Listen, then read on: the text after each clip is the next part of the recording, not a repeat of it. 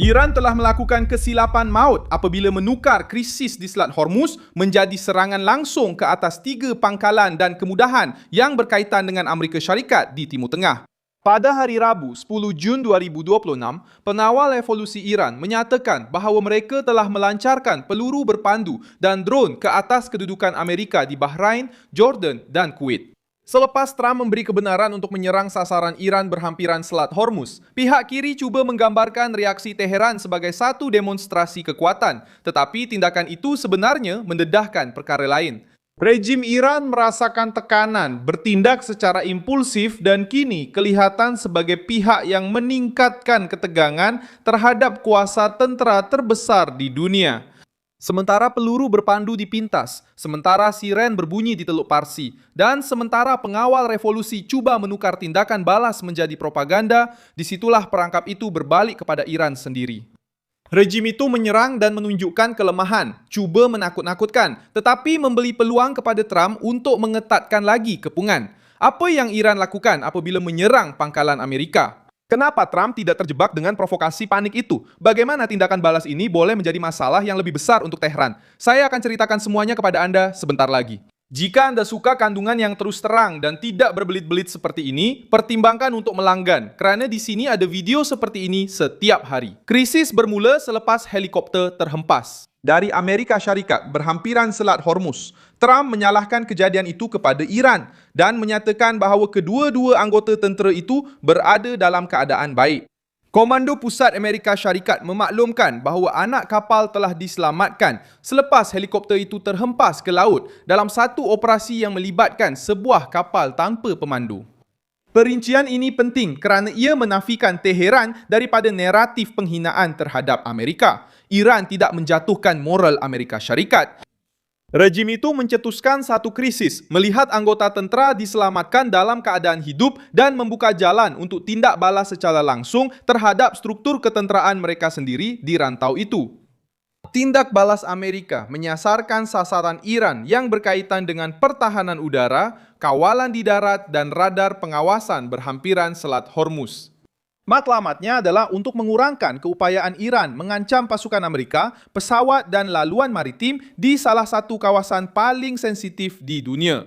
Donald Trump membenarkan tindakan tegas, tetapi tanpa menjadikan perang penuh sebagai satu pertunjukan. Perbezaan ini adalah sangat penting. Donald Trump bertindak dengan logik penangkalan, menyerang di tempat yang menyakitkan, mengehatkan tindakan, mengekalkan kawalan politik, dan membiarkan musuh menanggung risiko peningkatan seterusnya. Penawal revolusi membalas dengan mengatakan bahawa mereka telah menyerang 3 front, iaitu Bahrain, Jordan dan Kuwait. Di Bahrain, sasaran simbolik adalah lebih berat kerana negara itu menempatkan ibu pejabat armada kelima tentera laut Amerika Syarikat di rantau tersebut. Di Jordan, Iran menyatakan mereka telah menyasarkan pangkalan Al-Azhaq, termasuk hangar pesawat pejuang F-35 dan pusat komando. Di Kuwait, pertahanan tempatan melaporkan pemintasan sasaran udara musuh. Pemilihan sasaran itu sendiri menunjukkan bahawa Teheran ingin menghantar mesej kepada rantau ini, tetapi ia juga menunjukkan betapa besarnya risiko yang diambil.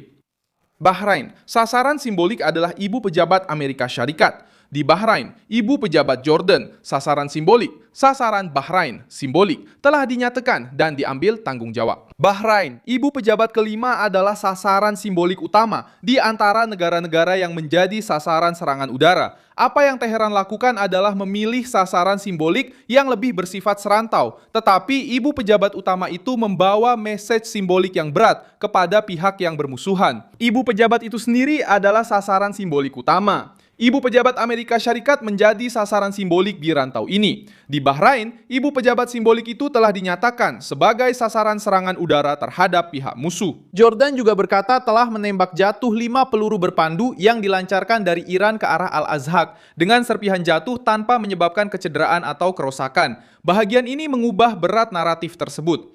Iran cuba menunjukkan kesan, tetapi tindak balas pertahanan membuktikan bahawa rantau ini sudah bersedia. Apabila serangan yang diumumkan sebagai besar berakhir dengan banyak pemintasan, kenyataan pertahanan dan tiada kematian Amerika yang disahkan, propaganda kekuatan itu kehilangan momentum. Iran cuba bercakap seperti pemenang tetapi bertindak seperti pihak yang terkepung. Menteri Luar Iran Abbas Araghchi mengumumkan bahwa tiada ancaman atau serangan akan dibiarkan tanpa tindak balas dan mengarahkan pasukan asing meninggalkan rantau ini.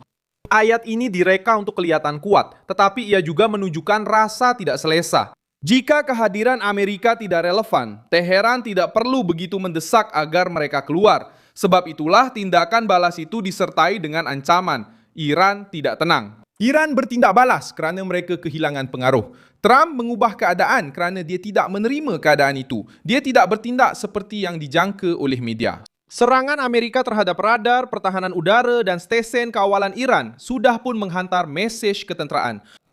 Selebihnya adalah pengurusan persepsi. Apabila Trump tidak kelihatan panik, pihak lawan kehilangan sebahagian daripada kesan psikologi yang mereka cari.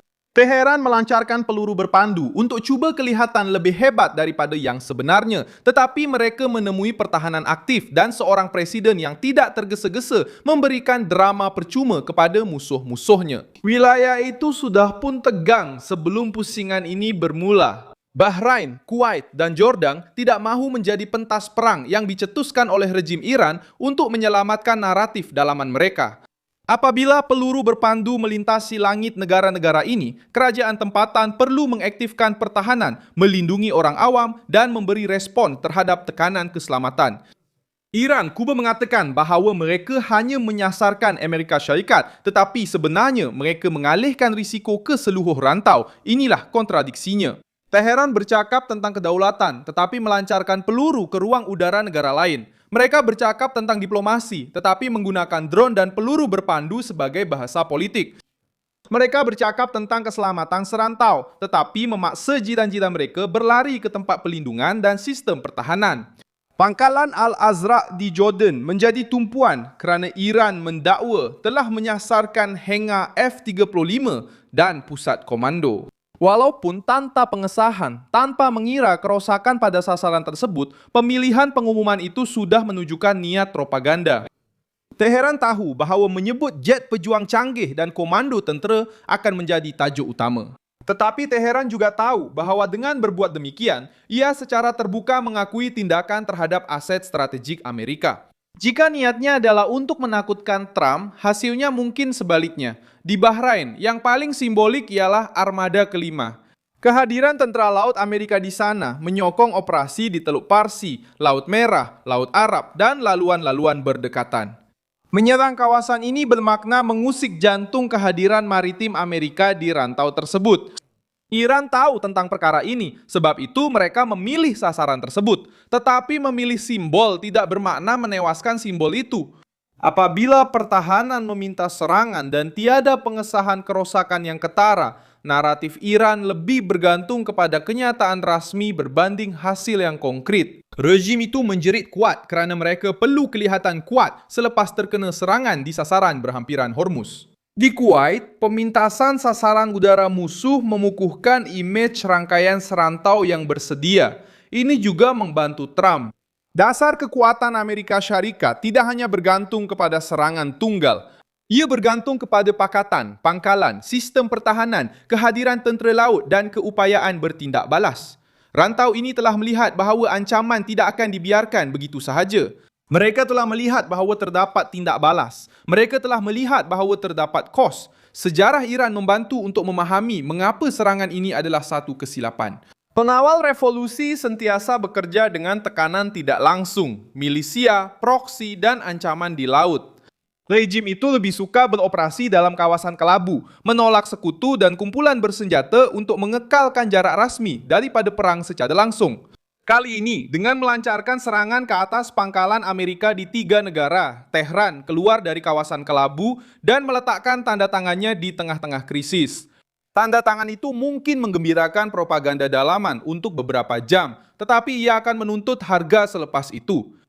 Semakin banyak rejim itu mengaku bertanggung jawab, semakin sukar untuk menafikan tanggung jawab jika keadaan semakin buruk. Persamaan dengan krisis lain menunjukkan bagaimana rejim yang terdesak sering melakukan kesilapan apabila mereka keliru antara provokasi dan kekuatan. Rusia juga telah mencuba untuk menjadikan tekanan ketenteraan sebagai ugutan berterusan terhadap Ukraine. Tekanan ketenteraan dalam bentuk ugutan berterusan terhadap Ukraine akhirnya telah mendorong Eropah untuk meningkatkan perbelanjaan pertahanan dan memperkukuhkan perpaduan ketenteraan.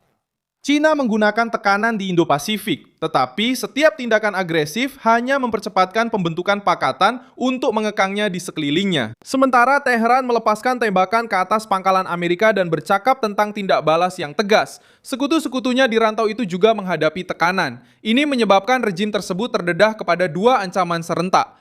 Mereka perlu menunjukkan kekuatan kepada penyokong dalaman mereka, tetapi pada masa yang sama perlu mengelakkan peperangan yang boleh memusnahkan lebih banyak struktur ketenteraan.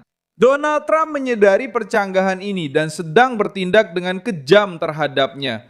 Saya Milson Alves Global dan tujuan saya adalah untuk memastikan Anda sentiasa mendapat maklumat yang benar setiap hari.